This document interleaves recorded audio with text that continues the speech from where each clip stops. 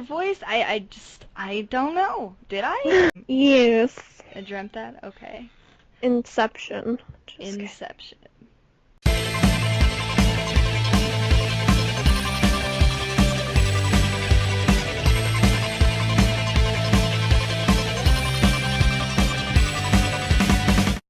So I'm really excited for this podcast. I don't know about you, but I've been really excited about it. Yeah. Yeah. I think it'll be a lot easier than having to try and do YouTube videos every week, just because when you film videos, you gotta edit all that crap, and I don't have time for that anymore. Yep, I don't either. I mean, I would still like us to finish our Borderlands playthrough, because I still get messages on our Facebook about it. And to my personal Facebook, people are like, when are you going to play more Borderlands? And I'm like, well, as soon as we have time, we will get to that. Yeah. So we'll get there at some point. I've slowed down a lot, because I don't have any, like, really pressing cosplays to do until September/October, I would think, is when I need to have mine done by. Yeah. But I'm also doing, like, Pokemon Hoodie Commission stuff, so... Yes, which that's I cannot wait for my Lugia stuff to... It'll be cute. I'm so excited. I finally have time to work on it. I might actually do it after this, but anyways. Oh, yay. So, we are the Snowflake Twins, and we are starting a podcast here, which is probably why you guys are listening. We are the SnowCast, clever little name, Snowflake and podcast combined, SnowCast. Should probably tell them why we're called the Snowflake Twins. We probably should. That would be good. Let's see, we met playing Assassin's Creed Revelations, like, I don't know, what, 2 years ago? It's 2 years, yeah. 2? Wow, I feel old. Anyways, like 2 years ago, and we have a bunch of friends that we play pretty religiously with, and they call us snowflakes because we're both really pale as hell. Yep. So that's why we're called the Snowflake Twins, and we are twins. Because we pretty much are the same person. Yep. We have a scary amount of things in common, so we've just decided we are twins. We were separated, and we are twins. And we are both skinny, pale bitches. So yeah, pretty much. Hence we are the Snowflake Twins. And we do have a YouTube, for those of you who don't know or are not watching this on YouTube. We're just youtube.com/TheSnowflakeTwins, and we do have a Facebook page as well. So if you are interested in that, just look us up. We'll be there. Alright, so I'm thinking maybe we should discuss E3. I am definitely thinking we should discuss E3. There's so much to talk about, and there's so much to be excited about. So just a disclaimer, we are not playing like Team Sony, Team Microsoft. We are just simply saying what we are excited for. Now, both of us own PlayStation 3 and PlayStation 4, so we prefer the PlayStation, but we can still respect Microsoft for the things that they have done, and so we're not going to be playing console wars here. We're just team everybody, team video games. Honestly, yeah, because if you're a gamer, you should just, I don't know, this is just my personal opinion. If you're a gamer, you should just respect other gamers for what it is they like. Yeah, I'm not a huge Call of Duty fan, but I still respect the people that still play it. Yeah. You know what I mean? I agree. Like, we're all gamers and we're already, like, made fun of enough by society. We don't need to make fun of each other. Exactly. Yeah. So that's kind of my view with that. No, I agree. I mean, one of the things that I talked about in one of my YouTube videos was I hate when people try to tell other gamers, or I should say when gamers tell other gamers how they should game. Like, yeah. It's all a personal experience. It is. You're a gamer if you love to play video games. You're automatically a gamer for that. So, who cares? Exactly. If you're Team Call of Duty, then you're Team Call of Duty. I mean, I'm not Team Call of Duty, but I respect you because you love Call of Duty and you like playing it, and that's that. Exactly. Or same thing with Sony and Microsoft. Like, everyone's like, you're just like a Sony fan. I'm like, no, not necessarily, because if I could get an Xbox One, I would do that in a heartbeat, but I don't have $500. Yep. And I don't want to hear anything about people talking about the $400 one without the Kinect, because in order for the thing to work 100% to its full capacity and potential, you do need a Kinect. Yeah, I was literally just going to bring like, that up. I literally was just going to bring that up. It's quite interesting that they kind of are taking that route right now. But I think that's just more of like they're just trying to keep up with Sony. I don't think it's necessarily they're trying to compete. They're more so just trying to keep up, because Sony, you get the option to have the camera. But Sony, you don't really need the camera, for anything other than just for fun. Like, so I whatever. do really think this Kinect, though, on the Xbox One is way better designed. It's a lot more powerful. It's a lot more sensitive. And, I mean, like, I can go over to my friend's house and play their Xbox One, and 6 of us can be playing Just Dance, and it's fine. Yeah.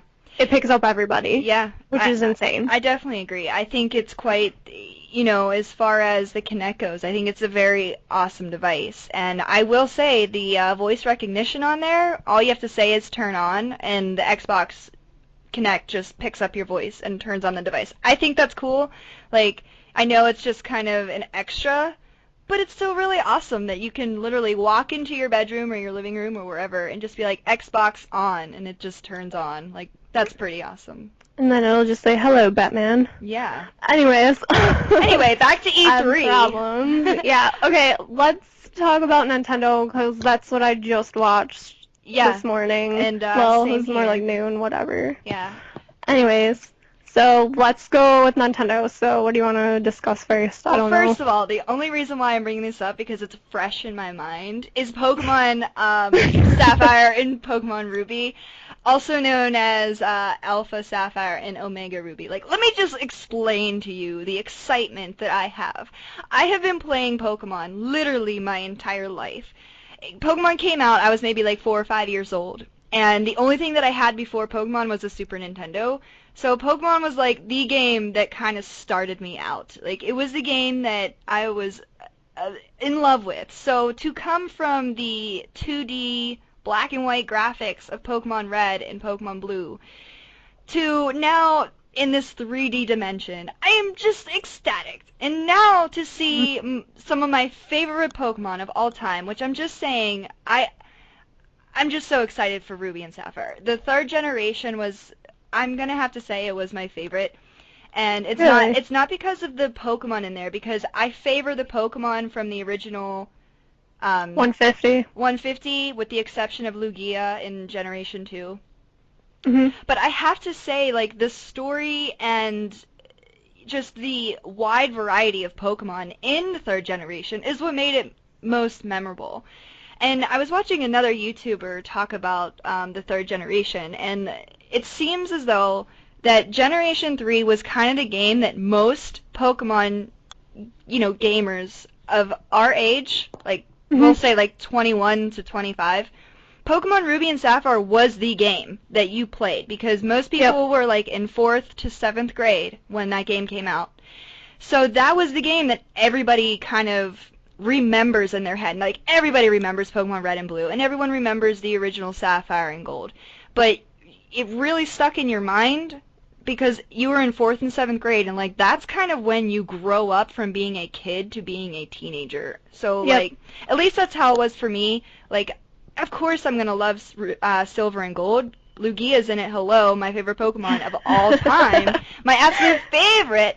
But it doesn't take away from the fact that I literally, even to this day, I will pick up my old Pokemon Sapphire and I'll just replay it just because I love the map, and plus I really love going underwater, I don't know.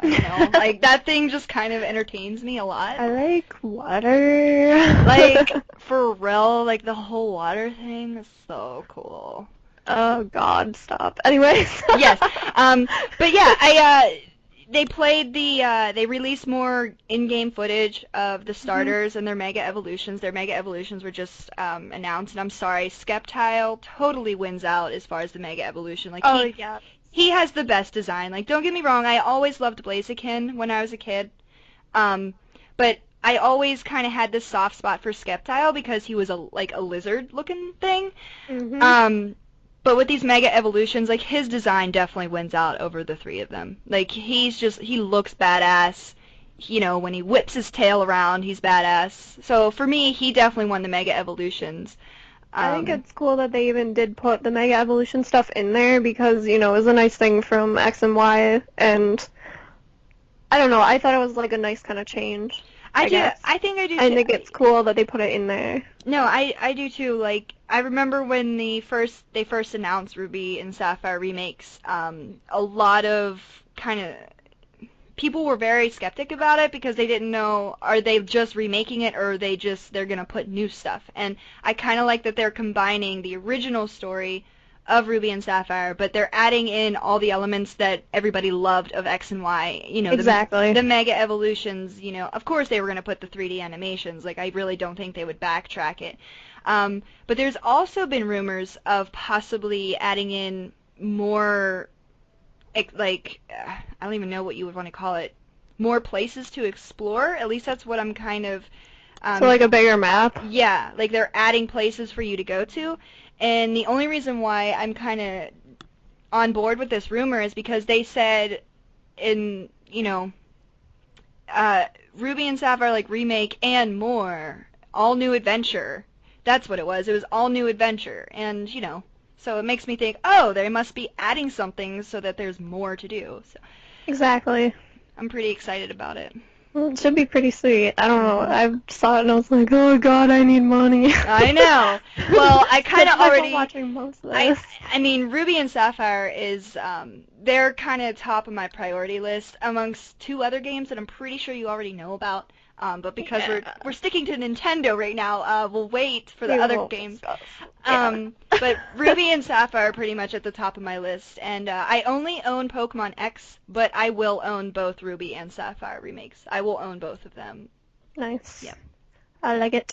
Mhm. Alright, so let's talk about Bayonetta because I know you're Team Bayonetta, so that was literally the first game that I got for PlayStation 3. My boyfriend bought it for me before we even got a PlayStation 3. He's like, I'm gonna get a PlayStation 3, so this is for you. And he took like all his birthday money and bought us a PlayStation 3.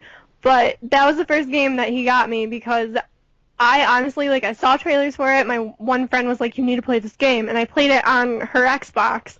And I was like, I need this game. So I picked it up, and if you haven't played it, it's like the best way I can describe it is it's very similar to the new DMC game, like the Devil May Cry, reboot one that everyone likes to bitch about, but I really love it.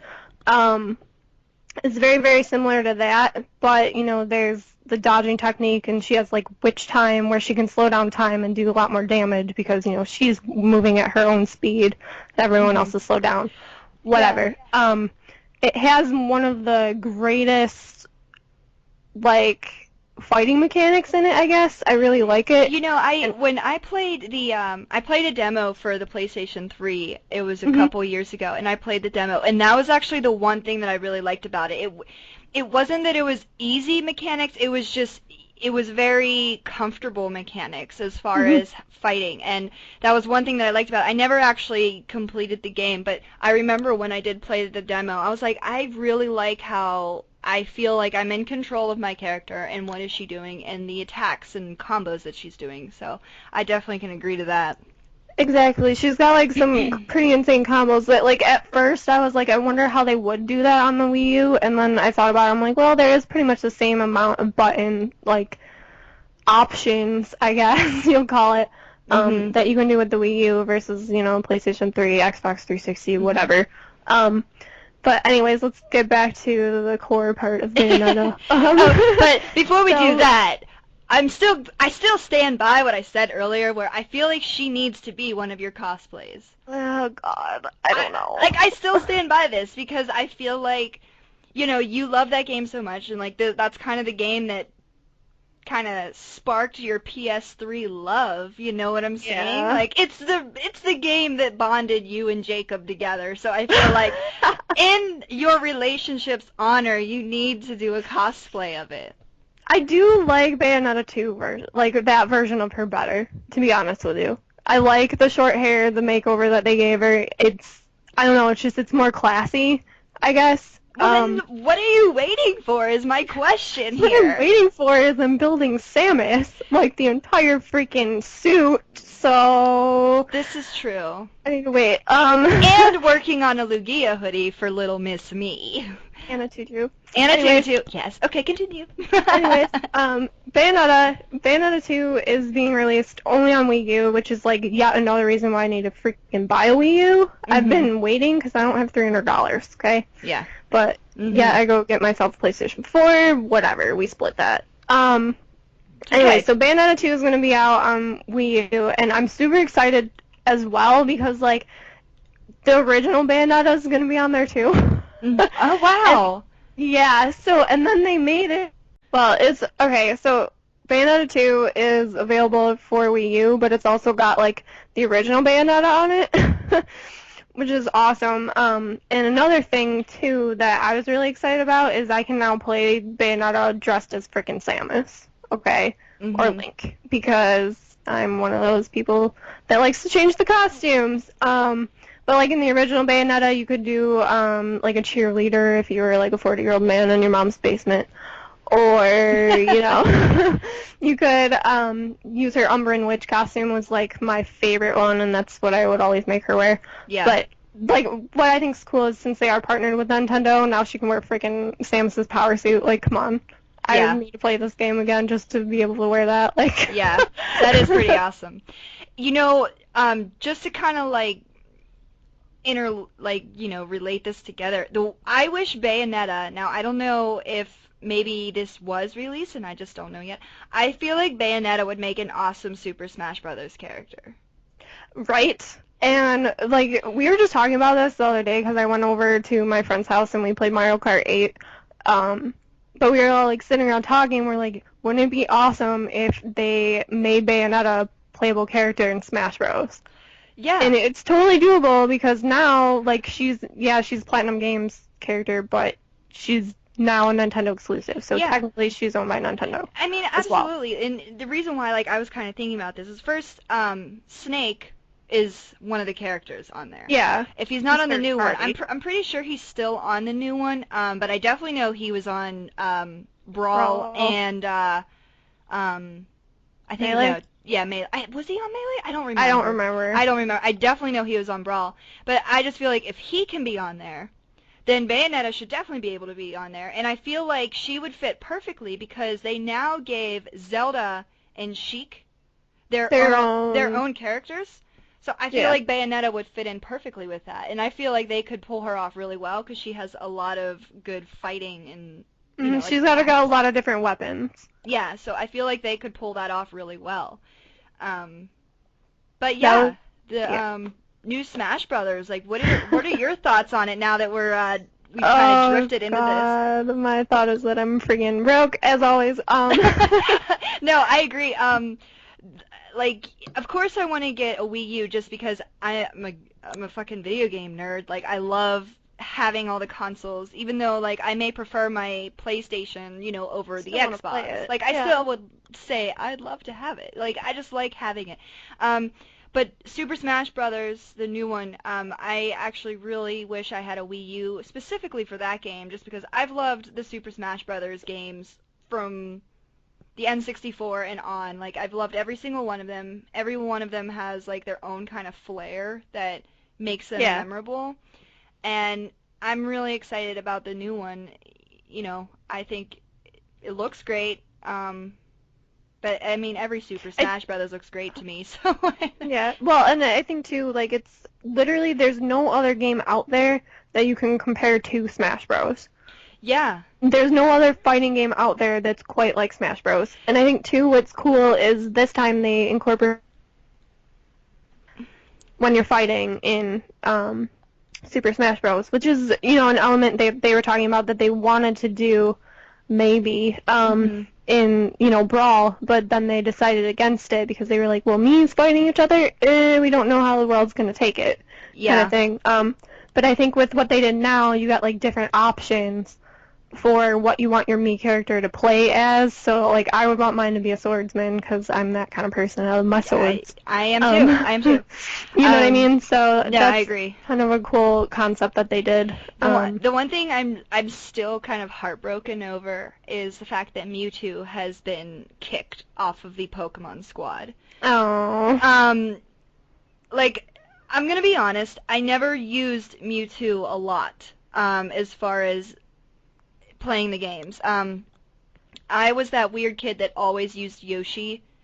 Like, even though Yoshi, by all means, is not the, like, playable character that you want, like, to be competitive, but there was just something about him. It could be the sound effects that he makes that literally made me laugh myself to oblivion.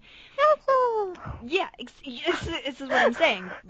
But I always picked Yoshi because I just thought he was the most fun to be. But competitively, he was shit. Like, I'm sorry. Oh God, yeah. He was shit. So I never really played as Mewtwo growing up playing the N64 Smash Brothers, Melee, and Brawl.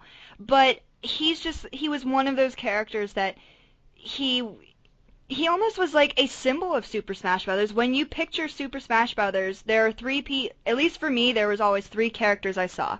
There was Mario, Link, and Mewtwo.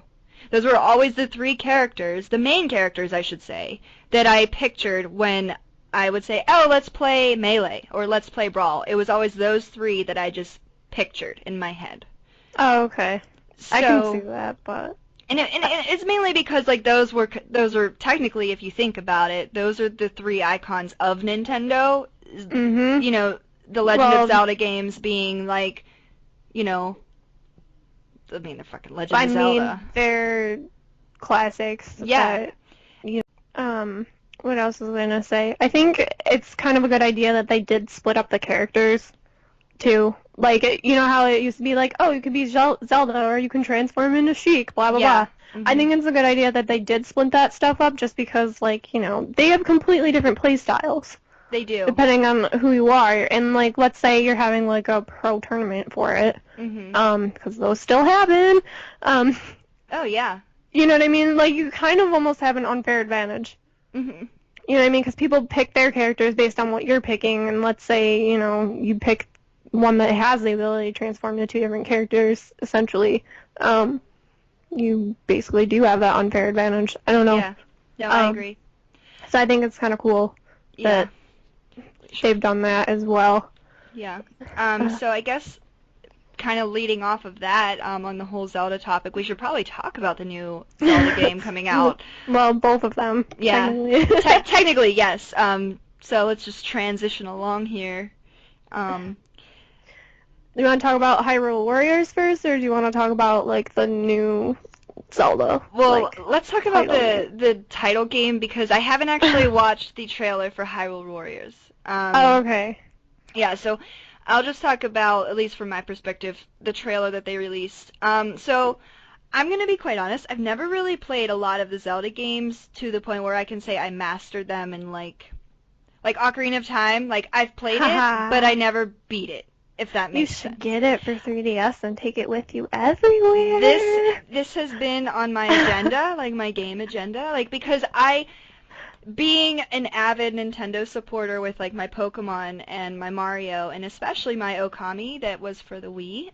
Yeah. Not that it was an exclusive for the Wii, but like it was definitely. It was nice to have it on there. It was definitely a lot better on the Wii than it was the PlayStation 2.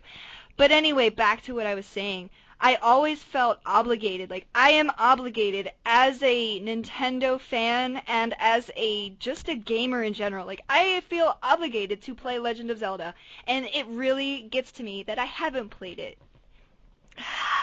You make me so sad. and not that I haven't played it, but I should say played it to beat, to win, like to completion. To completion, yes.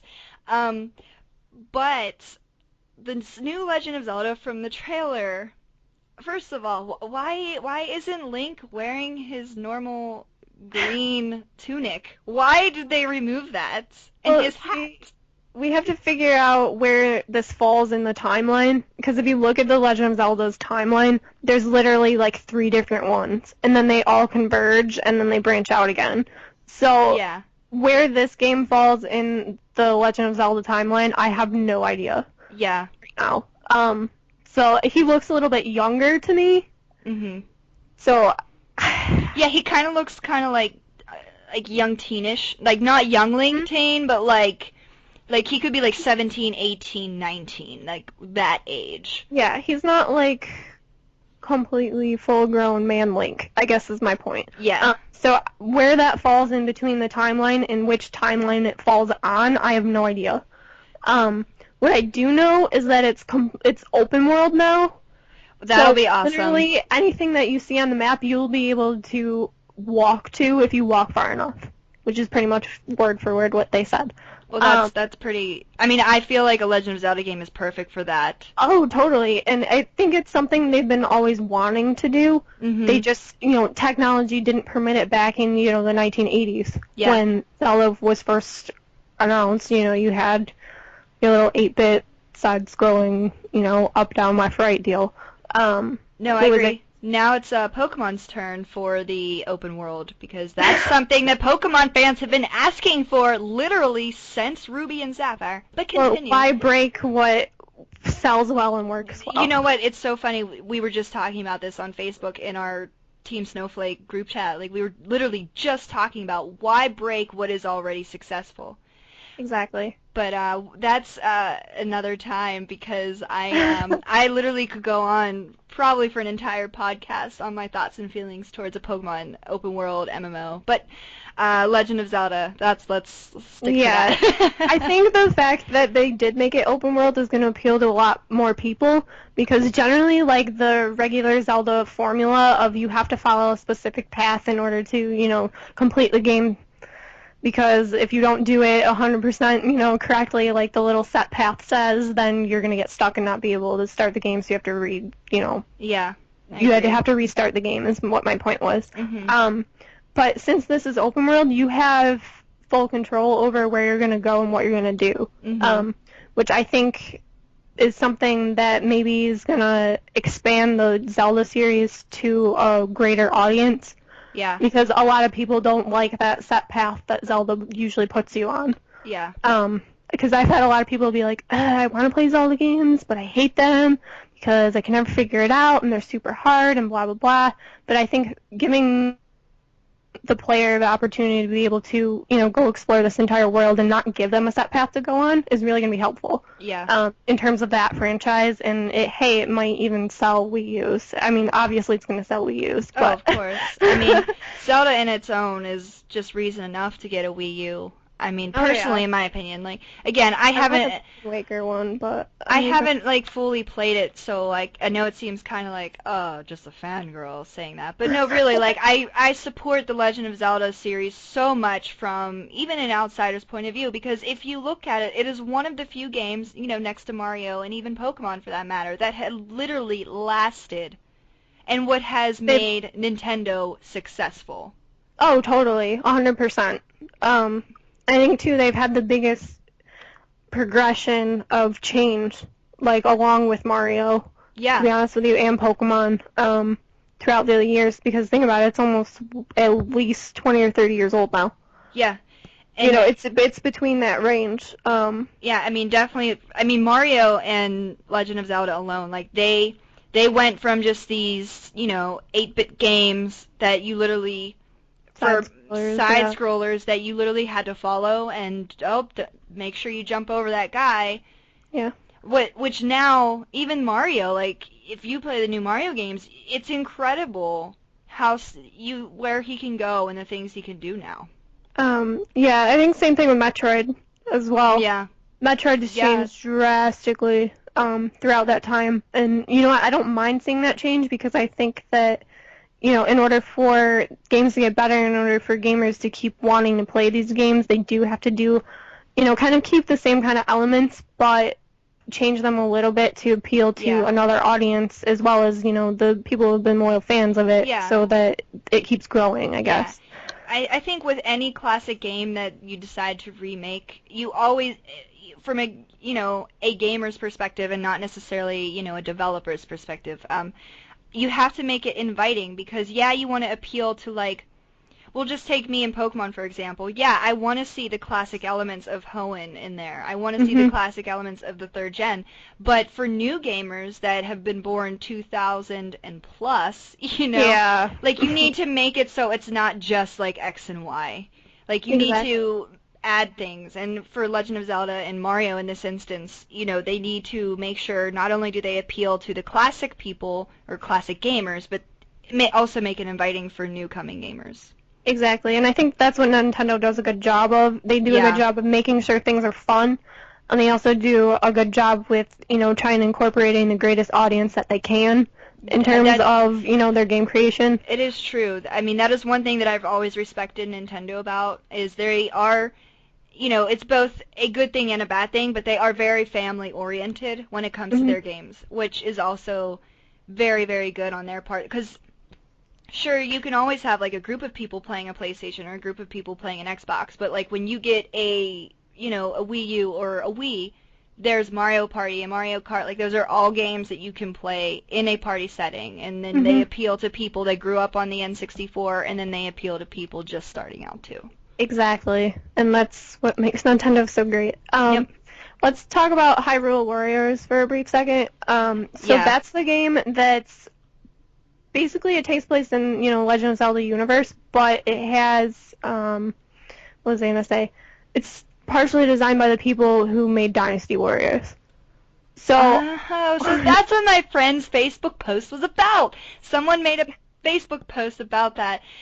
They put like it was like I can't even remember what it was, but it was like something something all about that Dynasty Warriors, and I was like, what? Like what is that even supposed to mean? And that's what it came from. yep, Ah. it's gonna be honestly like I saw a little snippet of this probably a few months ago. I don't remember exactly what month it was. And I was talking to somebody at work about it, and I was saying how I think it's kind of cool because, it's a different kind of fighting game. Like, if you ever played any of the Dynasty Warrior games, they're extremely over the top. Mhm. All the characters have a certain, special move set or whatever. They do, like, ridiculous combos, can take out, like, waves of people, whatever it Yeah. is that they're fighting at a time. And for them to do that with Legend of Zelda characters just, like, makes my day.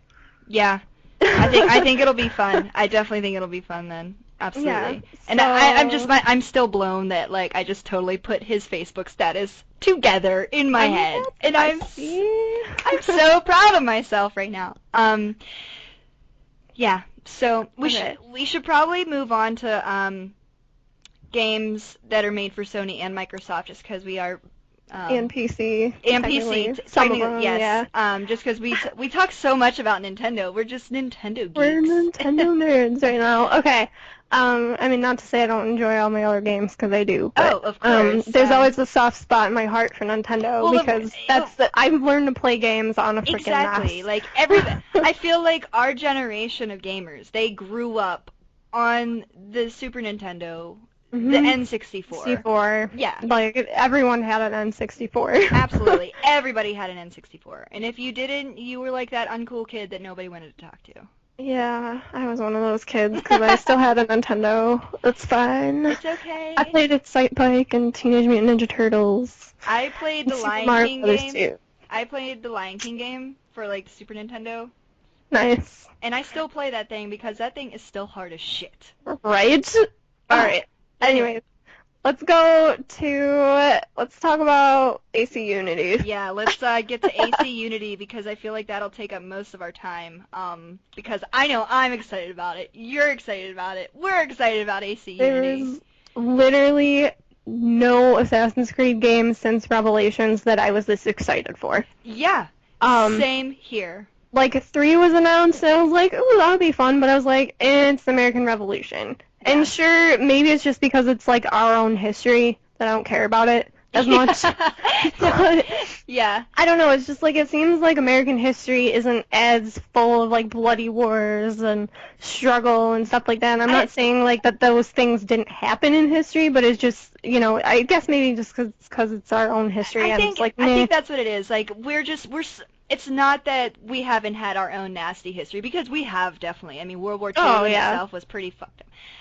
But I think what it is we don't want to already see our world. Like, we live in our world, we deal with our world, we have to study our world, and I'm in our world I mean United States. You say it's, yeah. Yeah. So when Assassin's Creed, and I'll just take Ezio's story because that obviously that story just really sticks in my head. It was so amazing for me, being someone who kind of likes the whole Renaissance thing, being thrown into it, being a part of it, and having things unfold before me. Like, I learned more about history in Assassin's Creed 2, Brotherhood, and Revelations than I probably have in any of, like, my world studies classes. I'm just saying. And it was because it puts you in history.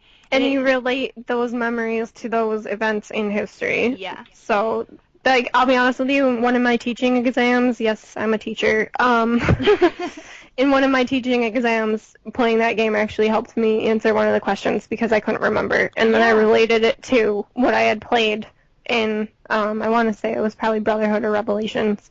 I related that to what was the question on my test, and I got it right, but it was just like, oh, God. No, and so what I'm, honestly, for me, what I'm most excited about AC Unity is, I have French heritage. Like, I am, like, 75% of my heritage is French. Okay. And I actually still have family in France and Paris. So for me, it's kind of like, oh, I'm going back to, like, where my ancestors were from, because it's during the French Revolution, so, it, you know, those are my ancestors. So for me, it's, like, kind of like one of those weird feelings of, I don't even know it. Almost like deja vu, yes, but not really. Like, I can't even explain it. It's just like, oh, like, this is my family, this is my heritage, and I'm going to be an assassin there. Yeah. And I think, too, the French Revolution was, like, one of the bloodiest revolutions in history. Oh, yeah. Perfect for an AC game. Oh, totally. And it's, like, one of my favorite time periods of history. Yeah. So for that game to be taking place in one of, you know, my favorite points in that time is really something that I think is going to help sell me on this game, obviously. Yeah.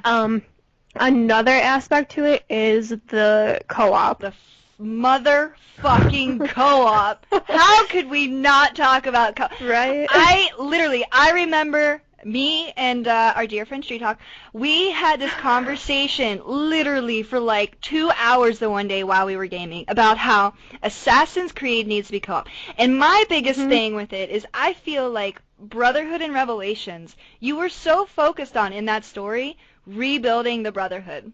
Yes. So when Assassin's Creed 3 came out, I was just anticipating co-op because, you know, throughout those 3 games, well, I should say 3 stories of Ezio, you spend so much time rebuilding the Brotherhood and rebuilding the assassin order. Yeah. And even that short animated film of how Ezio died, you know, he passed his teachings on to that little Chinese woman. So, like, you're left with this, okay, he has rebuilt the assassins. So for Assassin's Creed 3, you were just hoping and praying, okay, co-op stuff. Like, we want co-op stuff. Why wouldn't we? Like, single-player campaign co-op. Yes. Okay, let's just define that now because there is a multiplayer aspect to it, but we're talking about actual storyline where you can play with other people. Yes.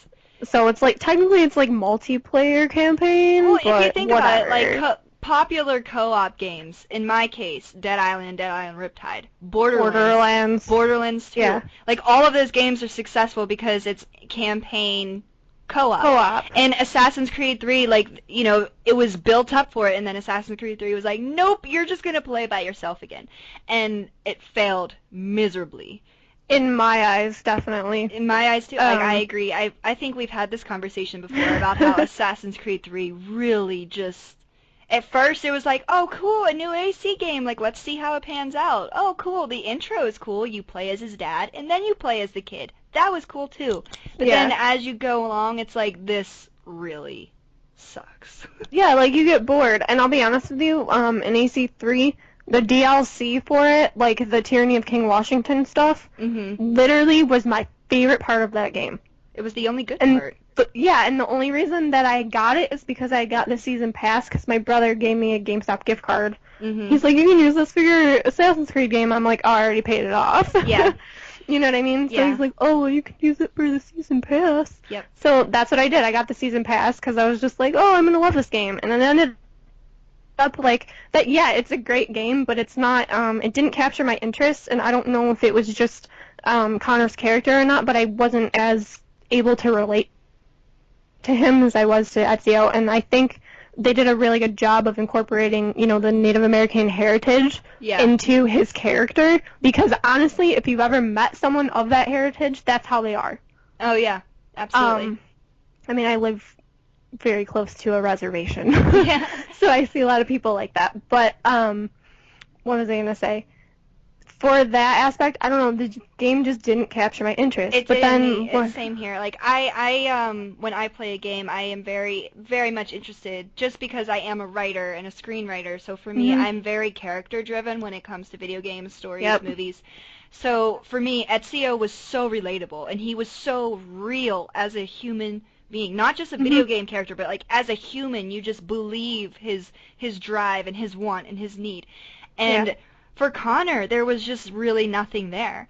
And I think that's why, I know you said you really weren't that big of a fan of AC4, but I really was, and it was mainly because I know I said Edward is so hot. Like, aside from that, He reminds me of my dad. I'm sorry. it's fine, like, whatever. But I feel like, first of all, Edward is so damn good looking as a character. Like, every time I watch, like, the original trailer for AC4, I'm just like, oh my god, I just love your face. Like, let me brush your greasy blonde hair. Killing me. But aside from his beauty, the one thing that I loved about Edward is he was very character driven, and he wasn't your stereotypical character like, oh, I'm a good guy, I'm gonna go do good guy things. He is an asshole. The first He's like a pirate. he is a pirate, and literally like for the first 50% of the game, like he is an asshole. Like, you actually attack the assassin order and you kill people just because you want money and rum. Like, he literally is, you are acting just out of selfish reason. And then about, you know, the second half of the game, he kind of has this turning point, and I'm not going to give away spoilers, but he has this turning point, and he faces some betrayals, and he turns and he sides with the assassins, and like next what you do is you have to like kind of win back the assassins so they will fight and help you. And I think that's what I liked most about it. I was like, you are not your stereotypical, I'm a good guy, I'm gonna go do good guy things. Like, he literally is a selfish prick for the first 50% of the game, and then it changes, and then I'm just like, oh, that's so beautifully handled. Plus I love nautical stuff. Like, I love ships and boats and water, and I love pirates, and I literally every time I went sailing in my boat, I was singing the shanties. Like, I just couldn't. I would spend hours just raiding ships. Oh yeah. Like, I'd be like, oh, I'm gonna sit down and I'm gonna finish like sequence whatever. Nope. Instead, I'm lost for 6 hours out at sea. Well, not really lost, but I'm just like, ooh, I'm gonna go explore this. Oh, look, there's a ship. Let me go blow it up. Yeah, you know what I mean? Like, and I loved finding 6 like hours later. Yeah, and I loved finding little islands and being like, oh, I'm gonna go pillage this little island of all the treasure and the maps, and you know, I'd be lost on all those little islands, and I'm like, okay, I should probably get back to this story that I haven't touched in 3 hours. Exactly. But yeah, in terms of all Assassin's Creed games, it was probably 3 that I just didn't enjoy as much. I really did enjoy the DLC for it, though. Yeah. The DLC for 4 I haven't played yet. I plan to, I just haven't had the funds to be able to do that, because I've gone to 2 cons now already. Alright. But, in terms of Unity, definitely excited to see that. I know a lot of people have been complaining. They're like, he looks like, the character looks like Edward, but in different colors. I'm like, no, not at all. I don't really, like, you know, who cares? At this point, who cares? Like, really, who cares? If they have the, you know, the game mechanics and they have the story down, then who cares what the character looks like? It was just an added bonus that Edward and Ezio were sexy as hell for me. It was just an added bonus that I literally, when I watched the trailer for Assassin's Creed 4, I was like, please give me your face. It was just a bonus. Do I really look for those things when I play a video game? No. No. No. No. Not at all. But, But also, I was going to say, the only thing that I'm not sure about with the co-op stuff is it going to be local or is it not? You know, that would We had this discussion. I was thinking about that too, especially because, of course, we were talking about that in our Team Snowflake game chat. You know, for us, it would definitely be an issue considering two of us, two of our little group here, are outside. You know, Yeah. Well, so I think, I think that wouldn't be a problem. But what I mean by local, I guess, is that can you play with someone who's sitting next to you? you know what Um, I was reading about that, and it has to be online as far as I know. that's what I think is that it's gonna be, only online Yeah. campaign, obviously. Well, I think it But would be we were talking hard. about, yeah, I mean, essentially it would be split screen, kind of like Yeah. Borderlands is. But I mean, That who would be, knows? I feel like that would be really difficult to pull off because, like, at least for me when I play Assassin's Creed, like, I like to be able to see everything so Oh yeah, I can look and can see the guards or the other NPCs, and I feel like if it was split screen, it would really take away from that, and I feel like it would almost be distracting too because, like, you'd be trying to, like, look for the guard or whoever your target is, but then you see your split screen over yep. here and they're looking at something different and would just make you confused. So I honestly don't think it should be split screen, Oh, I don't think personally. so either. But like my friends and I were talking about that because every time that E3 is, going to have their Microsoft and Sony conferences, generally it's EA and Ubisoft as well that day. Yeah. But anytime we do that, we have what we call E3 party, Yeah. where we all take the day off work and we go and sit and just watch E3 all day Yeah. at my friend's house. But we were talking about that, and he and his girlfriend were like freaking out because they're like, oh my god, it'll be local, I can play with you, blah blah blah. And I'm like, I don't think that's gonna happen, guys. Yeah. Like, I hate to burst their bubble, but I just no, I I don't don't think think it's gonna happen. I don't think it's going to, and I don't think it should. I don't think it should either. Yeah. It would be nice so that you could play with the person sitting next to you, but at the same time, it's gonna make it really hard. It is. It will really take away from gameplay, I feel. Yeah. Why don't we switch to? You want to talk about Batman first? Yeah, we'll do Batman. Hee hee. I mean, you're more on the Batman train than I am. Like, I love Batman and the whole concept of Batman. But as far as the games go, I've never really played them. I'm gonna be honest there, and it's not that like they never appealed to me. It's not that I was never interested in them, but I'm just very team Spider-Man. Like, So you're a Marvel girl. I am definitely a Marvel girl, and I'm not really like crazy about comic books, but Spider-Man has been the only superhero that I'm like I want to read every single comic that is out for Spider-Man. And especially because Spider-Man 2 just came out and I went to see it with a friend, and I was just like so engrossed into the story, and I mean the movie itself I have my own opinions about, but I'm just like so engrossed into the Spider-Man idea and story. And let's not forget, like, he is badass. Like, he walks up walls and he built his own little web machine. Like, I'm very team Spider-Man. So, but the game, Batman, what appeals, like, why, I guess I'll ask being an outsider, like, what is it about the Batman games, aside from, like, the sweet-ass game mechanics and the story and that, like, what makes it so appealing? For me, Yeah. I have a huge obsession with villains. I Oh, always I have. do too, of course. I mean, you know me. Like, I literally will spit off 5 villains right now that I'm like, I love. So you like the villains in the story? I'm a huge fan of Batman villains, and that's why I love Batman so much. I mean, yeah, we can go on all day about how much I love Harley Quinn, whatever. But actually, this character design for Harley Quinn, she looks like Hot Topic threw up all over her. I can't stand it. Let's be honest. Mhm. But It happens. the reason why I like the Batman games is because each of the villains, like in the Batman, I'm gonna just say franchise, or series, more like, they all have a reason why they are a villain, and they all have really extreme backstories. If you've ever read any of the comics, a lot of really good reasons for why they are the way they are, and the things that they do to make them villains, in terms of their actions and things, are really what intrigues me. So playing games like that, like Scarecrow, like the Scarecrow levels in the Batman games always are like some of my favorites because, I think Scarecrow was probably one of my favorite villains. But what was I I gonna just say? like Catwoman. I know she's not really a villain. She's more like an She, anti-hero, yeah, but she's just she's awesome. Catwoman's more for like she steals for the greater good. She's almost like Robin Hood in a sense. Yeah, Um, an anti-hero. yeah, yeah, in a way. But anyways, what was I gonna say? Batman Arkham Knight. I'm really, really excited for the fact that we can finally drive the frickin' Batmobile. I'm sorry, like, I'm really, really excited about that. And I swear to God, if the collector's edition does not have a Batmobile replica, I'm gonna probably cry. Yeah, Um, I feel I you need there. that. I need that. What else was I gonna say? It's called Arkham Knight, not because of Batman, and that's what a lot of people are like, oh, it's called that because it's Batman, blah, blah, blah. No.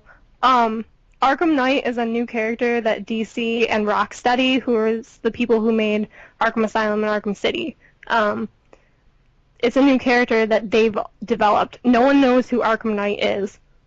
So that's something I'm really, really curious to find out who that is. Mhm. That'll be fun. I swear to God, if it's the Joker, and they're like, just kidding, everything that happened in Origins is like all a dream from the Joker's kiss, blah blah blah. I literally will probably also throw something.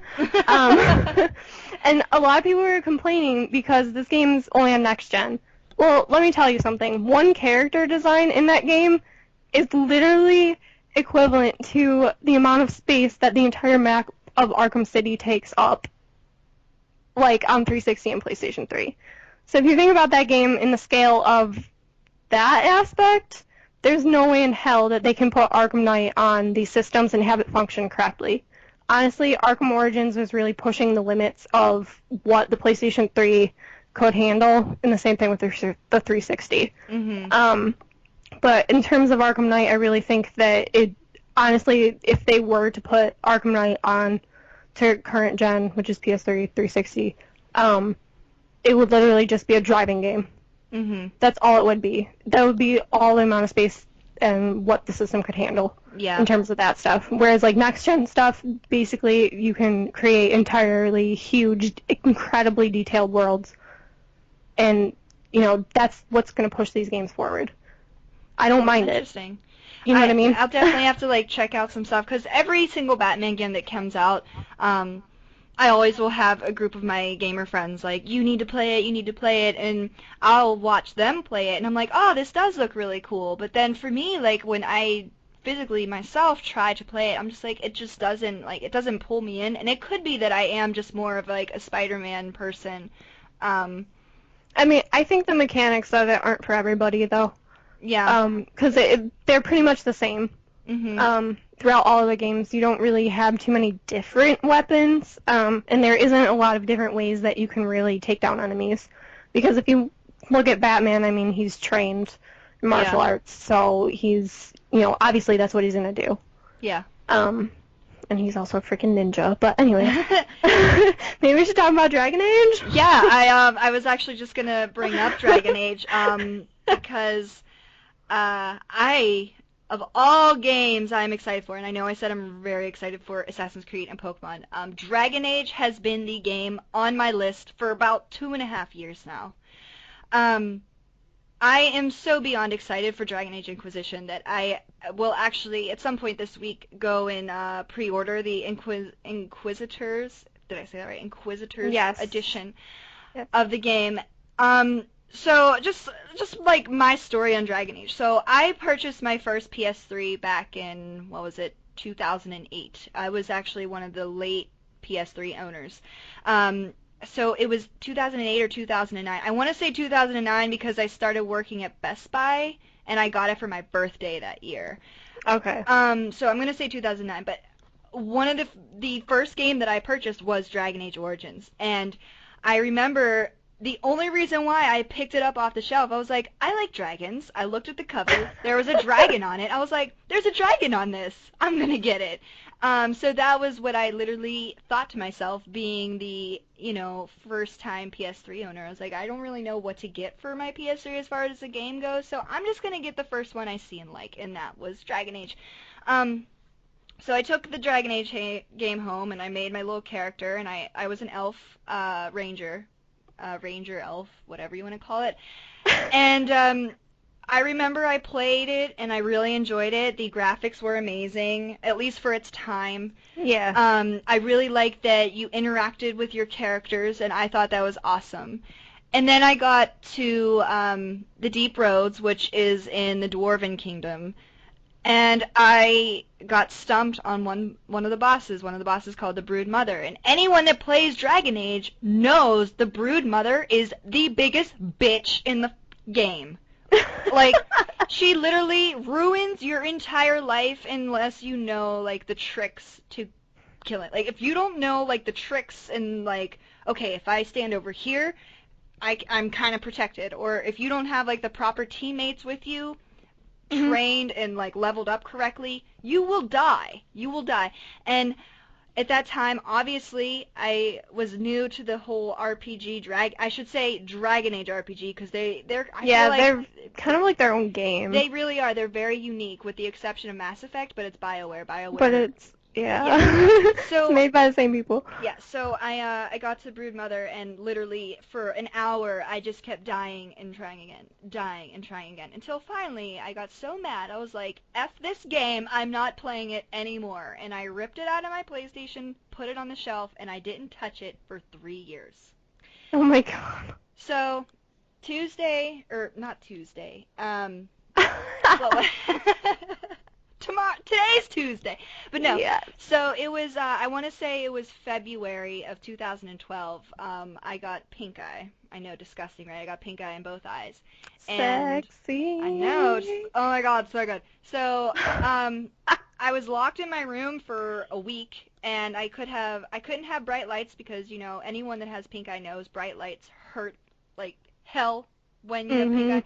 So I had, like, nothing but this little lamp, and I'm like, I'm so bored. I need to do something. So what do you do other than Play games? Play a game. So I'm, like, looking through my shelf, and, like, I had beaten Assassin's Creed 1 and 2 and Brotherhood at this point. I was like, I could play Brotherhood again, but I don't really want to. I want to play something else. So I picked up Dragon Age, and I was like, I'll give this game a try. So this time I created a new character, and I made a mage, and it was a little elf mage, and blew through the game, and I finally got to the Brood Mother, and I was like, there's that bitch, my arch nemesis. Like, I'm gonna beat her this time. I'm gonna beat her, and I did beat her. And then it took me like maybe 3 days. Obviously, I was in the house by myself, locked in my room, hours on end. So I literally just, for 3 days in a row, that's all I did was play Dragon Age, and I ended up beating it. And at that point, I had fallen in love with the game. Anyone that knows me knows that my favorite video game character of all time, this is any video game in the world, Morrigan. Like, Morrigan is my favorite character. And that was one thing that I didn't like about Dragon Age 2, and I actually have not finished Dragon Age 2 because I just did not like it. It was nothing like Dragon Age Origins, but I absolutely am in love with Morrigan. Just who she is as a person, the fact that, yeah, she may kind of be evil to some level, but like you were saying about the villains in Arkham Asylum, like, she has her story, she has her reasons for the things that she does, and ultimately, like, she kind of has her own story that, like, you almost are aiding in Dragon Age Origins, and then into, obviously, Dragon Age Inquisition. So one of the first things that I reacted to when I saw the Dragon Age Inquisition trailer was her. As soon as I saw her, I literally screamed, and I was so excited. Like, I had tears in my eyes. I was just, Morrigan, you're back! And I was freaking out, and I remember messaging the noob schooler, one of our snowflakes, and I was like, oh my god, Morrigan's back! I'm freaking out! Like, just save me before I scream! So yeah, to sum that up, I'm excited, and obviously, the things that I'm excited for. So we'll sum this up and move this on.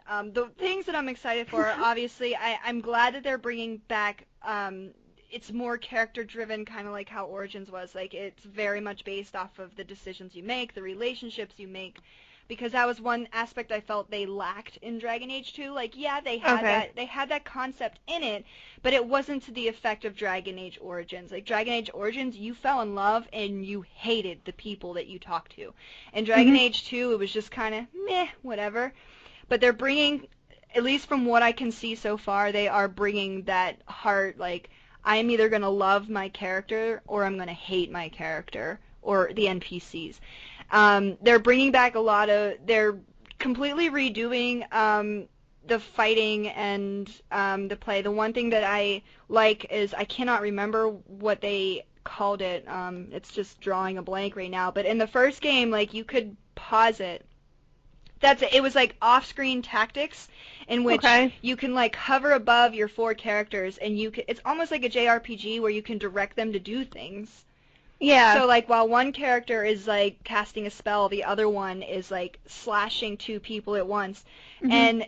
And that was lacking in Dragon Age 2 and they're bringing that back in Inquisition, which I feel helps so much because I know for me being a mage, I'm usually a mage. Having off-screen tactics, I feel like it's not what it's called, but whatever. Whatever. Um, We know what you're talking yeah. about. For a mage, it's really important to have that because, like, while you are summoning a spell, like, you need to direct your other players to protect you. Otherwise, like, your Mhm. spell gets interrupted. So I'm glad they're bringing that back. But there's a whole bunch of other stuff, but, like, I could just literally just talk my ears off about it. That system is something I wish they would have done in Dragon's Dogma, to Yeah. be honest with you. I really, really love Dragon's Dogma. I think it's one of the most unique experiences you could have playing an RPG. Mhm. But that was one thing that annoyed me about like the pawn system is like you can tell them to go and do stuff, but the problem is like if you get a certain amount of space behind them or in front of them, they go to wherever you are, Yeah. regardless of whatever it is you told them to do, and it's frustrating. Mhm. Whereas like if they did have a system like they had in Dragon Age, it would have worked out a lot better. So I'm hoping that, if Capcom were to decide to do another type of Dragon's Dogma game, I'd Mhm. eat that shit up in a heartbeat. But Yeah.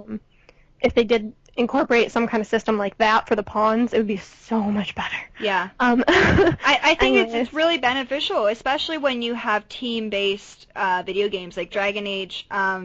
One thing that they're very well known for is the fact like you are a team of people. yeah, you're a party, and Yeah. you don't ever not play by yourself. Yeah. So to have kind of the off-screen or hover tactics, whatever the hell you want to call them, I feel it's extremely important. So instead of like pausing the game, like you just kind of freeze time and like you do this and you do this and you set all of these commands and then your players do it and then I just feel like a game like that kind of needs that. Mhm. Oh, So definitely. Let's talk about how Tom Clancy likes to steal my money. Um, damn you. What was I gonna say? So they announced the division like last year, and me and the other guy that I work with, whose house I go over to every E3 party, mhm. we were like, oh my god, because Tom Clancy games, like, yeah, they're like tactical shooters, but they have really, really good stories, Yeah. and like we're both suckers for that. So they I'm announced the the same division, way. right? Mhm. So then later at the Ubisoft press conference, they talked about how they're gonna make another Rainbow Six game. Or wait, no, that wasn't. That was the Sony one. But anyway, they were talking about how they're gonna make another Rainbow Six game, and I'm like, dear God, why? So definitely, if you guys haven't checked out anything about the Division or the new Rainbow Six game, definitely go look at that stuff. Especially if you're a fan of Tom Clancy's work. Yeah. I'll just leave it at that. So those are definitely two other things I'm excited for. In terms of shooters, why don't we talk about Destiny? Okay. Um, I'll let you, cause I've seen the trailers and I've been like keeping up with like the Destiny, especially in regards to you, cause I know you're so excited about it. But it's not I don't think it is something that I am going to be getting. I mean, I probably will if like there's like, or is there like multiplayer stuff? Oh God, yeah. That thing's gonna be all online, the multiplayer. It's gonna be awesome. I'm so excited. I'll definitely probably look into it, especially because I know you're into it. Mhm. I definitely know Street Hawk is into it. Yes, I Um, think Newbie is too. I thought he was. I couldn't I would remember for think sure. XD would be too. Probably. Okay, so Destiny is made by Bungie, who is the people who made the good Halo games. Mhm. Um, what was I gonna say? And Activision, who are people behind Call of Duty. So it's gonna be good, obviously. And for me, Destiny is one of the reasons why I bought a PlayStation 4. Um, that and Infamous Second Son, but Mhm. we're not talking about PlayStation 4 in general right now. Yeah. So we won't talk about Second Son. But what was I gonna say? So the reason why I got one is so I could play Destiny. Destiny to me looks like my Borderlands. Mhm. Like when Borderlands and Borderlands 2 came out, literally like those were the only games that I wanted to play. Because they're so much fun. And if you know Bungie, you know that they're really good at telling stories.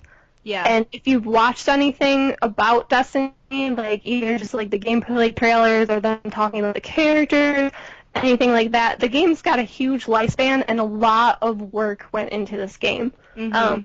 So I think last time that I was looking at stuff, it said they predicted that they wanted to, maintain this game and keep adding stuff to it for 10 years. Mhm.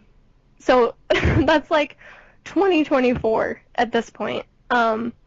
That they want people to keep being engrossed in this game and involved. And I think that, having a game have that lifespan, almost like Borderlands has, Borderlands 2, they keep making DLC for. They won't stop making DLC for it because it's that awesome. Yeah. So I feel like that's how Destiny is going to be for me. So that's, the main reason why I bought a PlayStation 4. And, a lot of people are like, well, it's coming to PlayStation 3 and 360. And I'm like, but this game is designed on a next-gen console. It's designed specifically for next-gen. Mhm. So the only reason why I would play it is if I had, a next-gen console. Right. Because that's what it's designed for. You know what I mean? It's designed on that. It's just like Titanfall on the 360 versus the One. Mhm. Titanfall was designed on the One, so why would you play it on 360? Right. Granted, I've heard it's fine on 360 and it's good, but I still think that if these games are designed for a specific type of technology, you should keep it within that type of technology so it works to its full potential. I agree. So that's why, I'm like, I need a PS4 so I can play Destiny. Yeah, Um, absolutely.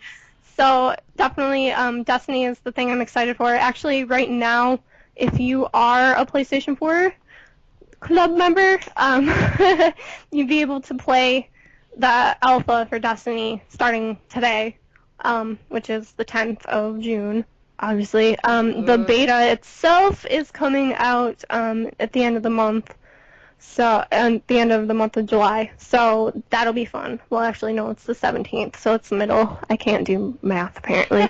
This is why I teach science. It's okay. It's why I'm an English major. Me and math are just like, ah, like we're not going to get along right now. And I'm just like, yeah, I'll write a story. I'm in English. I'll write and write a screenplay.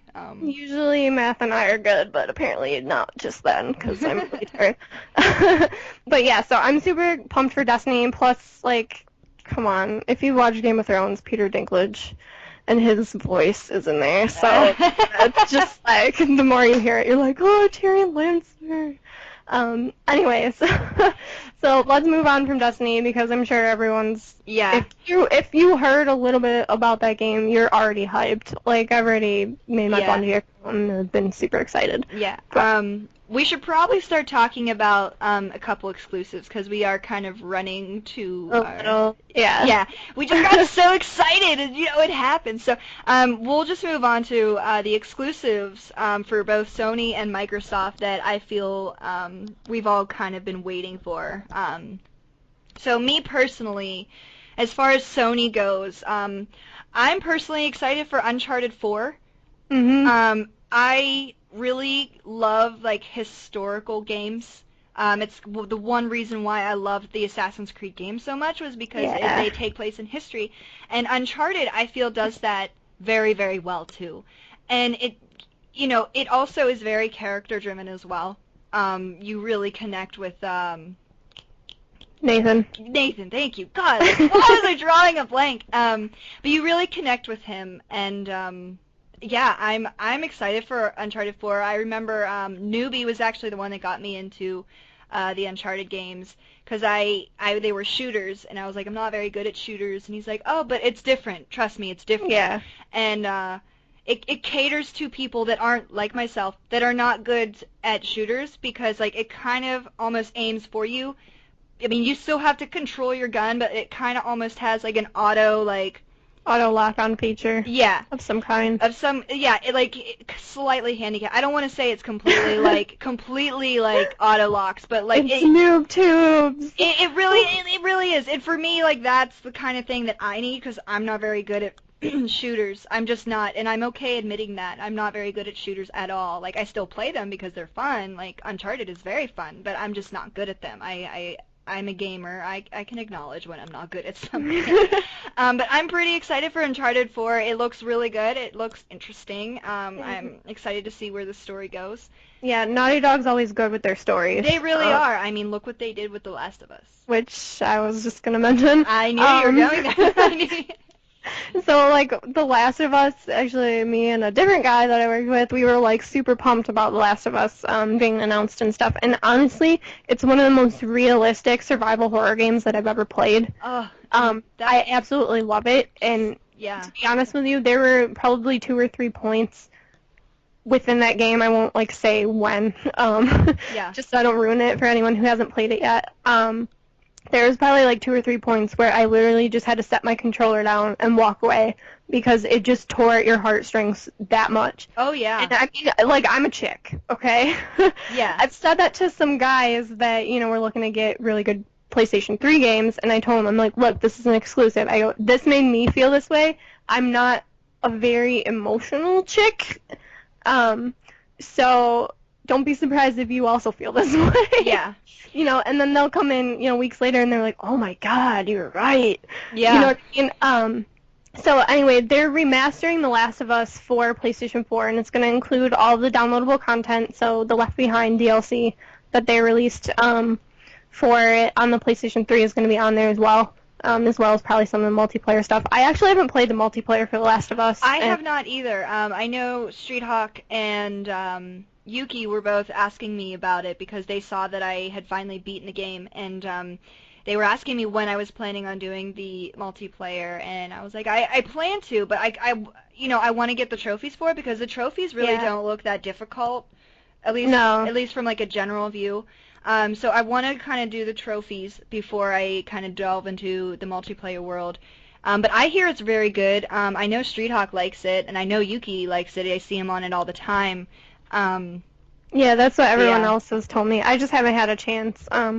So anyways, so that's being remastered. So if you didn't have a PlayStation 3 before, but you do have a PlayStation 4, you'd be able to play that, which is super, super awesome. And I really think that it's definitely something that people should look into. Even if it's not your kind of game, it's a very, very, very story-driven game. Yeah. Which, you know, even if you aren't a shooter fan, it's still going to grab your attention. And that's the one thing that I liked about it, too. Kind of like why I liked Uncharted 3 when I played it.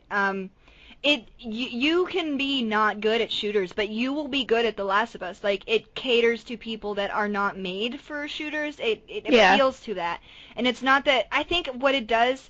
And now that I'm kind of thinking about it, it does have the very same lock-on system as Uncharted 3.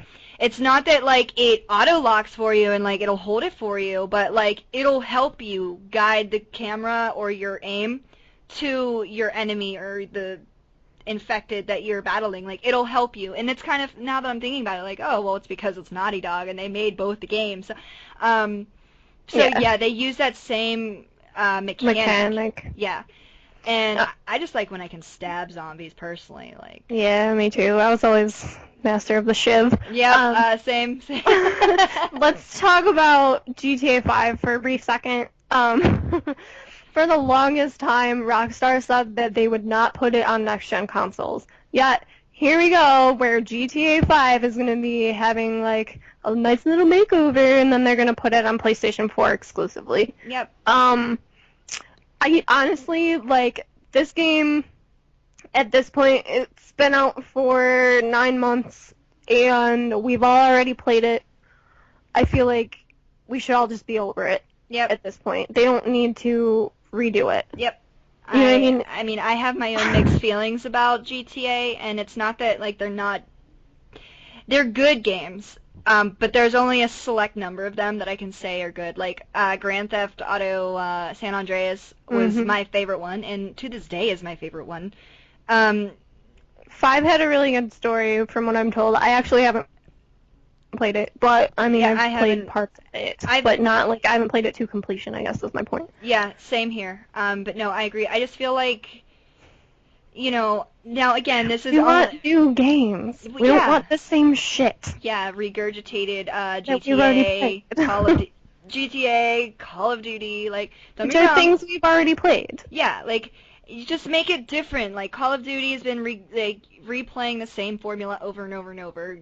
Grand Theft Auto is replaying. But why break what works? Exactly, kind of what we were saying earlier. Like, why break the formula that works? If it works and people buy it, then sure, let's just keep banking on it. Yeah, but I just think that, them putting it on PlayStation 4, yeah, I guess it's good because then everyone who traded it in to get a PS4 can get it again. But yeah.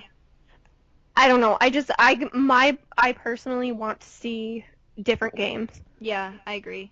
I don't want too many like remastered versions of things. Yeah. And that's what I felt like. Yeah. I was gonna say, because I was just looking at my cool, cute little list. The game that I really, just real quick, want to talk about, literally just for a minute, because I really don't know that much about this game. I literally was just looking at like the E3 list, and I stumbled upon this trailer, and I was like, oh, this looks great, and I think you know what game I'm talking about. No Man's Sky. Yes. That looks gorgeous. First of all.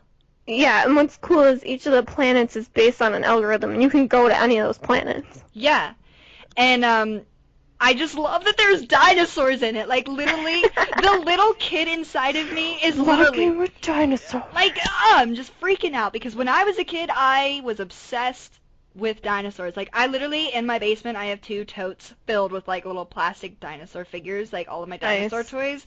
So, like, the first thing that drew me into No Man's Sky was the still on YouTube was a dinosaur. And I was like, I need to watch this. So I watched it, and I'm like, I'm in love. Like, it's beautiful. The dinosaurs and, like, the world around you, like, it's legit. And I'm like, all right, I am already sold on this game. There's dinosaurs in it. I am sold. And it was funny, too, because, like, we were talking about that, and, a couple of the people that were with us, they were like, why would you want to play this game? I said, because you want an exploration-type game. And that's exactly what No Man's Sky is going to be. Let's briefly talk about the Order 1886, because that was announced last year, and I got to see a little bit more of the trailer and gameplay stuff for it, and I just want it even more. Yeah. So it's kind of like a steampunky type Van Helsing world almost is the best way I could describe it. Because it's got like those modern-esque technologies, but it's back during that time. I was just gonna say again, like it it's that whole history thing. Like I love it. Like yeah, me too. I love games that literally take you into history because then I just feel like it makes learning history so much more interesting. Well, it's not even that. It's like I like the idea of history and conspiracy intertwined.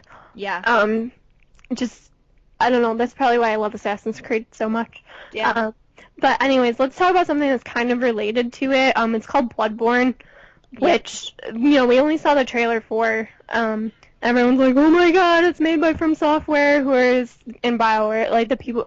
I'm sorry, from Software, who are the people that make Dark Souls, which, if anyone knows me, Dark Souls, Demon Souls, those are literally some of my favorite freaking games.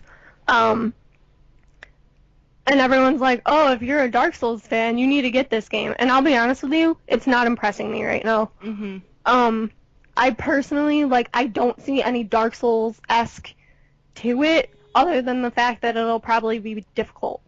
The reason why I like Dark Souls is because it's you trying to get through this harsh environment, and it's more medieval type. Yeah. Which I personally enjoy.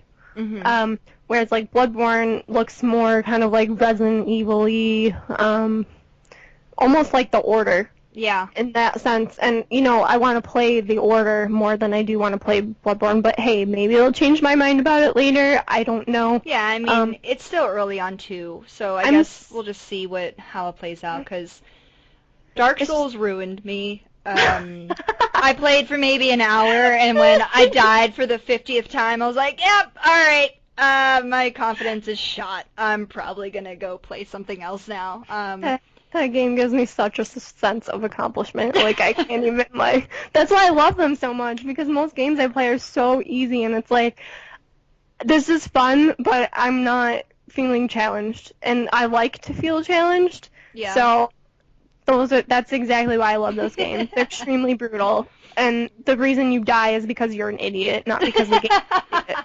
You know what I mean, though? Yeah. That's the best way I can describe it, is it's a fair game, and the reason you die is because you did something stupid, not because the game is messed up. Yeah. Um, Unless you're but me, then you're just... And my PS3 doesn't work, and she keeps killing me! Oh God. And briefly, we should probably mention that Little Big Planet 3. Oh, it's so cute. I will say though, the gameplay demo they did, dear God. Oh my God. I Yeah. literally want to take the controller out of their hands and just be like, just let me play this, because you Yeah. guys obviously don't know how to play. Well, that's honestly like what, of course. They're developers, I'm pretty sure, too. Yeah, seriously. But that's one thing that I love about Little Big Planet games is they, when you look at it, you're like, oh, this is such a kid's game. But it literally is fun. It's hard. It is. It's fun and hard. It's Like, made for kids of all ages, and that's the best way I can describe it to Yeah. everybody. like, yeah. Yeah. So, Little Big Planet. We should probably talk about Microsoft before we Yeah. wrap this up, because there's really only two games that I personally want to talk about.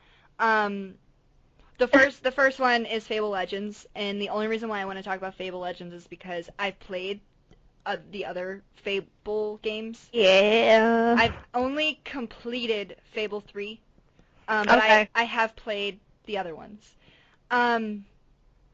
I really like the Fable games. Now, I haven't read up much about Fable Legends, which is something that I wanted to do before we joined our podcast, but the hopes that I have for it is that it's more open world. And, Yes, it is, from what they've told us. Yeah, I just feel like Fable. One thing my friend and I were talking about, actually, a week ago, we hung out, we went and got lunch, and we were talking about the Fable games, and the biggest thing that we were talking about is there's just not enough in it. Like, when you beat a Fable game, you're like, okay, cool, I You're beat like, it. no, what? Like, Yeah. I want more. Like, that was the first thing I said when I beat Fable 3. I was like, and then? Yeah. And then? Like, I wanted to do more. And I think if it is going open world, then I feel that is what it needs, but it can't just depend on the open world aspect. No. You have to have more side missions. Like, kind of like take what makes Dragon Age successful, because the one thing that Fable does really well is, like, yeah, your decisions and, like, your relationships affect the end of the story, but they don't depend on it as much as Dragon Age does. It has a good balance. Like, again, I prefer Dragon Age Origins, obviously, but Fable 3 kind of pulls it off in their own unique way, and those of you who played Fable understand exactly what I'm talking about. They balance relationships and choices and gameplay pretty well. But I remember when I beat the game, I was like, okay, and now what? Like, I wanted more to do, and there just wasn't enough. And now I haven't completed the first two games, but I've played them. But my friend has played them and completed them, and he said the first two are the exact same way. Like, you beat it, and you're like, okay, what now? Like, I want more. And so I think with Fable Legends too, I'm pretty sure it was Fable Legends that they said this, that you're going to be able to be bad guys and place, bad guys strategically and make it so that, the people in the party can't complete quests. So you're trying to make it so it's hard for them to finish. That would be really cool. Like, just kind of jump in and out of people's games. Well, I'm pretty sure it was Fable Legends that they said that. I don't remember I feel like that sounds right. Again, I didn't really read. I was at work when E3 was on, so of course all of this stuff is just kind of, I watched trailers and, like, read brief stuff. so I don't know completely. But the one thing that I did like Fable for when I played Fable 3 was the choices you made. You could either be a great emperor or empress, or you could be an evil dictator. And that was one thing that I thought was really cool about the game. So I hope they keep that aspect as well when they make Fable Legends. Yeah, it's gonna be like 4 versus 1. I'm pretty sure. So that's kind of cool. So you get to, like, if you're the evil person and you want to be the villain, you can just, like, have tons of little hordes of minions and make them go fight the heroes and make it, really shitty for them to try and, Yeah. finish the Well, quest. So that's kind of cool. What else was I going to say? I want to talk about Sunset Overdrive for a second because anyone who knows me also knows that I'm a huge Suda 51 fan. Now, this game isn't made by Suda at all. But it has that craziness and silliness that I love in Suda games. Mm-hmm. And Sunset Overdrive is basically the entire area of Sunset has been taken over by people who are infected by these energy drinks. Oh my god, that sounds awesome. Yeah, so you are your own hero and you can design them any way you want and you can use like ridiculous weapons to try and like complete your quest and get across and like get rid of all of the people who are infected and shit like that. But it's insanely hilarious, and anyone who hasn't seen the trailer for Sunset Overdrive needs to, because I was dying laughing. It's fantastic. That's awesome. And that's definitely something that I don't have a freaking Xbox One to be able to play it on, but I'm definitely going to go over to my friend's house and play it because that's what's up. Yeah, absolutely. You know what I mean?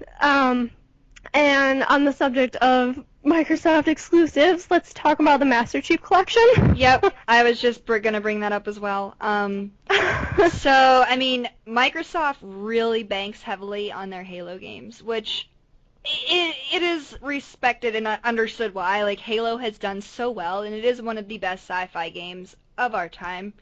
I love Halo. It is great. It really is great. But I am kind of concerned that like this, again, they're only releasing what you said it was just the beta for the Halo. For Halo 5 with it. So if you get the Master Chief Collection, you get literally Master Chief's entire story. Yeah. Which if you didn't have the original Xbox, you never got to play. Yeah. 1 and 2. And those are like two of the best Halo games in my opinion. I thought you could play them on. I think there was a re-release version for Xbox 360 because my friend had it and he said one of the cool features in the game, and he actually brought his Xbox over and was playing it, is you could change between the Xbox graphics and then the remastered graphics. So unless you bought it again, But most people, like, you played it on the original Xbox, and then, you didn't have really that option until very recently is when they released the trilogy one. I do remember that, yeah. Well, it wasn't really trilogy, but, yeah, I got you, girl. With the Master Chief Collection, what's cool is, like, they took all, like, the multiplayer aspects, like, for Halo 2. You can play those on supported, dedicated servers and still, like, play it with its old graphics, or you can play it with the updated ones on Xbox One, which is super awesome. I think it's awesome. That was one thing I liked. I was like, oh, cool, you can see this in all cool Xbox 360 beauty, or you can see it in the shitty blocks that are Xbox and PlayStation 2. But they're so nostalgic. The nostalgia is killing me inside. But, yeah, so definitely when my friends get that, I'm going over to their house to play that shit. Yeah. I really hope that Halo 5, like, so far Halo's done really well with keeping their story, but what I was going to say earlier, one thing that, like, I'm just nervous about is I hope it's not going to be, like, kind of how Call of Duty is. It's, like, the same regurgitated thing. Not. So I'm just like, oh, come on, Halo 5, like, you've done good so far, like, I'm just waiting for, because I feel like all great, series, well, just Assassin's Creed is an example, like, those first 4 games were fantastic. The story was incredible. So then when AC3 came out, you're like, oh, I hope it's good, and then it's not. So I'm hoping that with Halo, like, their first games were fantastic. They literally, Microsoft stands on Halo. Yeah. with good reason. And Forza. Yeah. Um, So I'm just hoping, and like, with Gears. Halo 5, like, just continue it. Oh, no, it definitely will. I mean, 343 does a really good job as well with, Yeah. All the Halo stuff. So definitely, it's going to be nice for them to have the Master Chief Collection just because they're going to be able to tell the story in one complete game. You know what I mean? So it's Yeah. all going to be on one disc. You can play them in succession without having to, switch out discs, which Yeah. I know that sounds kind of crazy, but Well, no, like, the convenience of it is really good, and you can just switch Uh-huh. from game to game, and you're fine. And from what they showed and talked about, essentially you're going to be getting it from the perspective of a different character based on, who's watched Master Chief this entire time and has watched his story. So it's kind of cool. I'm really excited for Halo 5. I think it's going to be fantastic. I hope it is. I hope it is, because that's I know that's what like I said, what Microsoft stands on. So I'm hoping it lives up to the Halo name, which now that you kind of put it that way, I'm sure it will. But Assassin's Creed has broken my trust with AC3, so I'm like, oh, great game series, don't fail me now. Yeah. Let's talk a little bit about Forza Horizon, which, okay, I personally, I'm not a big driving game person. I'm a driving simulator person. And when it comes to driving sims, in terms of, the consoles, you have Forza or you have, what was I going to say, Gran Turismo on PlayStation 3. And, well, all PlayStation, whatever. You know what I mean? So Sony has Gran Turismo, Microsoft has Forza. And of the two, I always prefer Forza. I think they do a lot better with their overall design. Yeah. It's just absolutely gorgeous to be able to play a Forza game. Yeah, it looked pretty sweet when I looked at it. And Forza Horizon, a lot of people like the Forza Horizon game just because, you can drive on actual roads that you could physically go get in your car and drive down. Yeah. Which was kind of awesome. But now you can drive in, some pretty sexy vehicles.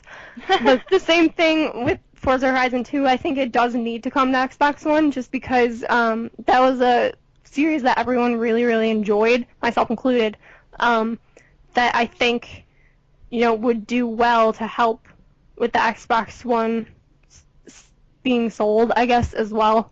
Yeah. Just because I've noticed at work anyway that we're selling a lot more PlayStation 4s than Xbox Ones. And I don't know if it's just because a lot of people have misconceptions about what the Xbox One has to be able to do in order to function or not. But I think Forza Horizon is definitely something to be on the lookout for in terms of driving sims. And I also want to say something briefly about Tomb Raider. Oh, Rise of the Tomb Raider was only, premiered at the Xbox conference. So I have no idea if it's coming to any other consoles at the moment, or PC for that matter.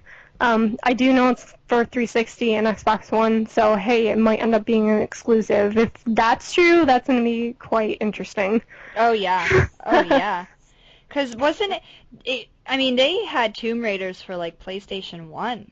Yeah, the PlayStation 1, when the first Tomb Raider game came out, the PlayStation 1 was literally the most powerful system around that time, and that was the only system that could handle what Tomb Raider was all about. Yeah. So it's interesting to see that now, here we are, all these years later, Tomb Raider is still successful and everything, but it's oh, it could possibly now only be available on Xbox. Whoa, what a game changer.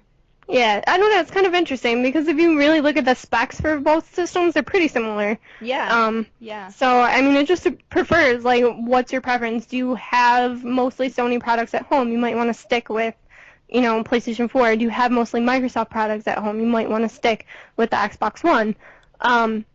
What exclusives do you like? You know what I mean? Yeah. So you have to take a look at that stuff because they're virtually almost the same exact thing. They are. Do you like the Kinect for Microsoft? Which I love it. I think it's awesome.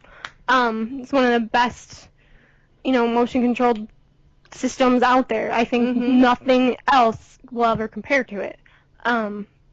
So it's just, there's that struggle between all those things. What I did hope to see was stuff about Final Fantasy 15 Yeah. and Kingdom Hearts 3, but alas, nothing. You know, it is what it is. I am the one last thing I want to say. I'm disappointed that Dying Light has been pushed back again.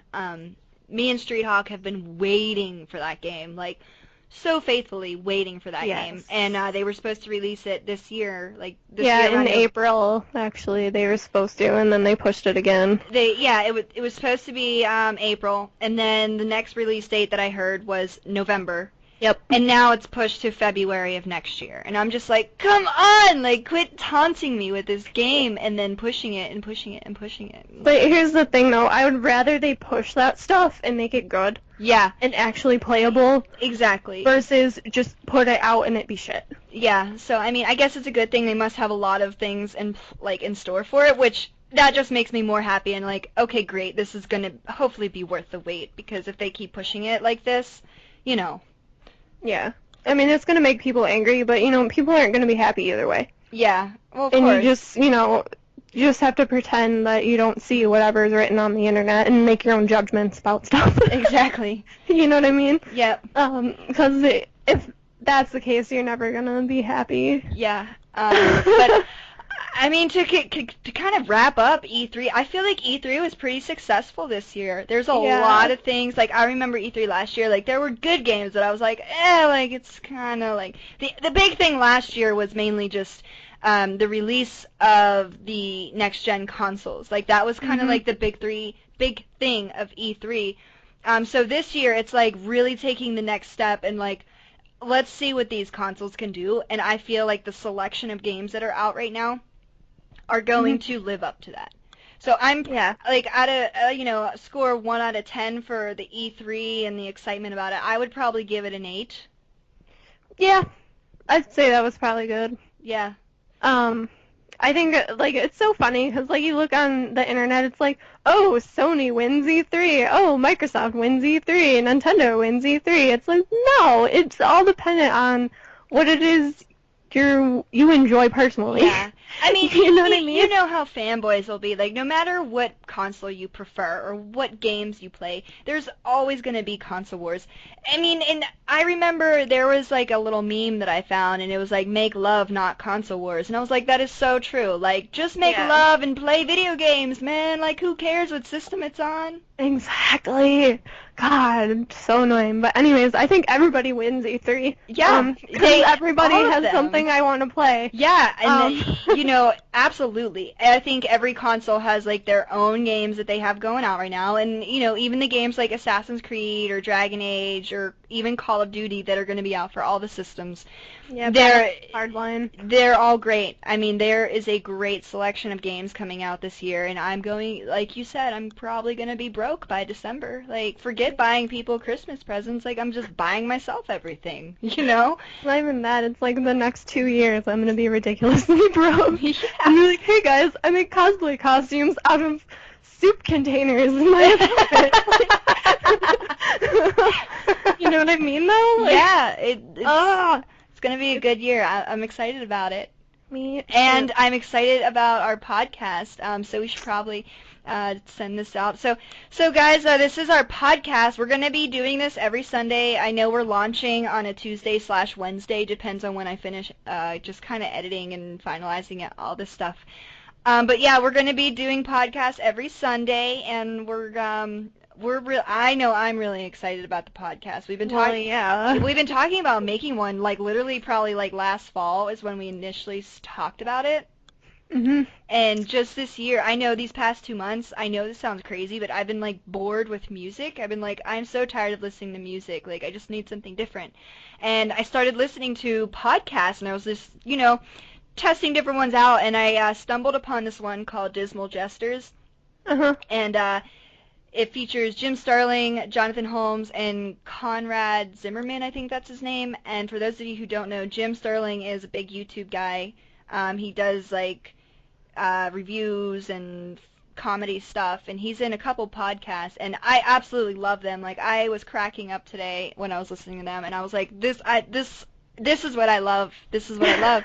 Why not just do something where you talk about video games, you make jokes, you make laugh, and then you go about your day. And I was like, Twinny, we need to do this. We're doing this.